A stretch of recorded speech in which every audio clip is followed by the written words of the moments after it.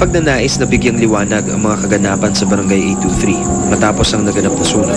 Ipinasuri namin ang lugar sa mga paranormal experts na sila Rob Rubin, Adam Reyes at Irie Cruz, kasama na rin ang psychic na si Ana de la Cruz. Unang binisita ng grupo ang tahanan ni Aling Ligaya. Dito may madalas daw na nakikitang babaeng pugot ang ulo. EMF here is strong for the house, and there's no wirings here. This is just concrete, huh? Habang inimbestigahan ni na Rob at Irie ang bahay, si Adam naman masusing pinag-aaralan ang lugar at paraan ng pagkakakita ni Aling Elizabeth sa sinasabing pugot ng multo. Bale, dito ako kayo nalaba. Ganyan. Nandito kayo. Ganyan. Biglang lingon.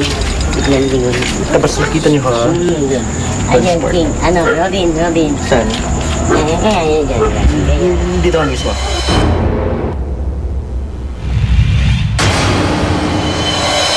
Diyan nyo siya nakita? Kulay white, hating gabi? Ayan. Samantala ang psychic na si Ana, agad daw naramdaman ang kaluluwa ng matanda sa lugar na ito. Sa bahay, kasi hindi siya alis ng dahil. Hindi pa kompleto yung katawan niya. Kulang-kulang.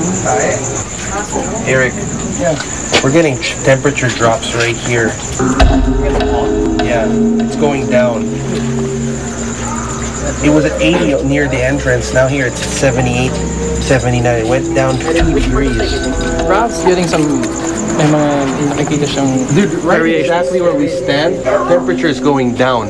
What are you getting for temperature? 81.5, 82.2, 82.0. Right here it was going down 78. 78. Right now? Yes, and it's the exact same spot also in which EMF was being fluctuated with nothing to trigger it off.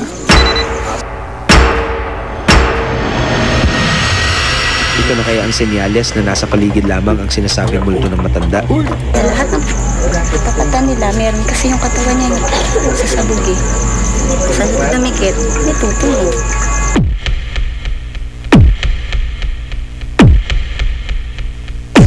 Sunod na pinuntahan ng grupo ang bahay ng dalagang si Crisel, na ginagambala naman daw ng duwende.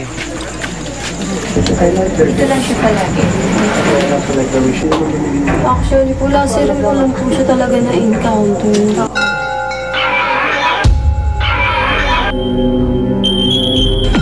Ayan siya. Ayun, nakita mo? Ano sinasabi niya sa'yo? Nandiyan siya sa likod eh. Okay. Ayun o. La. Oh, ano ba? Sa bedroom ko po napansin. Oh, tatago siya eh. Ayaw niya talaga magpaano eh. Diba?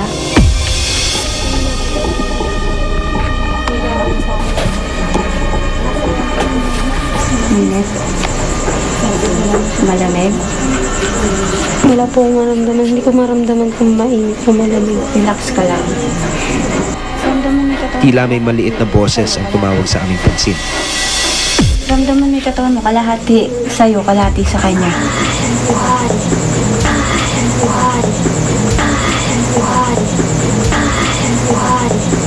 Dito siya. Tuloy pa rin ang panggagamot ni Ana kay Crisel upang maisara di umano ang kanyang third eye.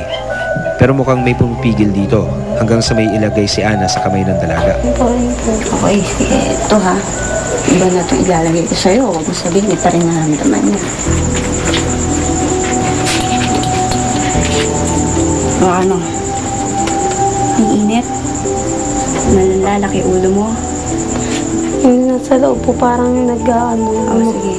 Tapos habang tumatagal po, parang mas lalong, hindi, yung bato ko po, lalong mainit. Parang kumakapit po siya. Pero bigla po manlalamig. Tapos nung may pinahawakan po siya sa akin, sumasabay po yung init ng kamay ko, tapos yung pako tsaka sa bato. Pero matapos ang gamutan, biglang nag-iba na naman ang pakiramdam ni Ana.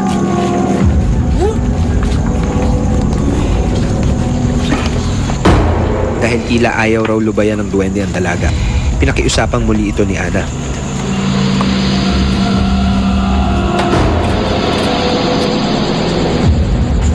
Nausap ako sa labas eh. Gusto nga niya pumasok sa akin. Ayoko eh. Talaga hindi ka niya iiwan. Kita mo pa? Ginamot ko lang siya para matanggal yung nakikita niyang maliit na laging nandito. As in talagang ayaw niyang magpapasok nung para makipag sa akin. Ginawa ko na lang siya ng paraan para sumama at isasama ko na lang sa bahay kasi nga tatakot siya eh. Base na rin sa kwento ng dalaga, ginaya ni Adam ang posisyon nito sa tuwing makikita raw niya ang sinasabing duwende. Sa pamamagitan nito, mas may papaliwanag daw ni Adam kung totoong duwende nga ba ang nakikita ni Crizel o baka namamalik mata lamang ito. Saan yung ilaw ng cellphone mo? Hindi ko po siya sa ulanan ko. Nung tumayo na po ako, inan ko po siyang ganun para tingnan. Tapos nakita ko nga po, bigla ko po siyang... Okay, so inon mo muna siya, tapos kung mag-inon mo muna yung cellphone mo, tapos nakita mo Opo. ang bata. Okay, I was looking at yung elevation. I also wanted to analyze. Halimbawa, ito ano, magpa-flash ako dyan directly and open your eyes. Makakita ka ng mga different images, correct? Na sanhi nung ilaw. Everything na nangyari dito ngayon, na-detect namin, kaya siya i-explain ng siyensya, mga bagong siyensya na hindi pa familiar ng mga tao. So, hindi pwedeng sabihin hindi pwedeng mangyari yun dahil ang karunungan nila ay hindi sapat para maintindihan ang nangyayari dito sa paligid. Hindi ko naman kasi masasabi na matidetect lahat sa gadget. Kasi may multo, may kaluluwa, may maligno na ayaw magpa-detect. Kapag nagmumulto ang isang bagay, imposible na hindi makuha ng mga equipment at ng mga hayop at ng mga strobe light at ng mga video camera. Dahil ang video camera walang brain yan eh. Ang multo, hindi mo madidetect sa isang lugar yan kasi kumikilos din yan parang tao eh. Pwede hindi siya magpakuha sa camera, pwede hindi siya detect talaga. Depende nga dun sa taong katulad ko na nakakakita at nakakaramdam. Kaya ang makakapagpaniwala na lang dyan dun sa nakakakita at nakakaramdam. Maging ang mga litratong nakuhanan ng dalaga ay aming ding ipinasuri sa photographer na sina John Tronco at Mix Castro. So it's quite weird. You can't even decipher what it is. Your darkest area is supposed to be the other side of the grotto. And any shadow landing under that should be your darkest area also. Ang problem ko lang is the position of the sun kasi for whatever it is, yung shadow na sinasabi is this one. So sobrang lapit, hindi the proper angle yung position ng sun. So doon tayo nagkuhan dahil hindi ko kaya i-explain yung authentic eh. Ang density ng area na to na pinag-uusapan natin and the same density of the colors here are almost the same eh. So I would say this authentic, this shot. May paliwanag naman ang audio specialist na si Roy Maliksi ukol sa maliit na boses na aming narinig habang ginagamot ni Hana si Crizel. Yung pumasok ng sound, medyo malapit nga siya sa tunog ng whisper or sa frequency ng boses ng tao. Kasi yung tunog niya kasi malapit siya dun sa microphone. Whisper yon, kung ganito kalayo yan, hindi yan maka-capture habang nagsasalita yung kapareho niya ng distance dun sa mic.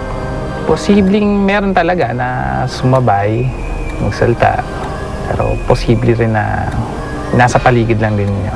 Pero naniniwala ako na walang papasok na ganung audio kung walang nagsalita.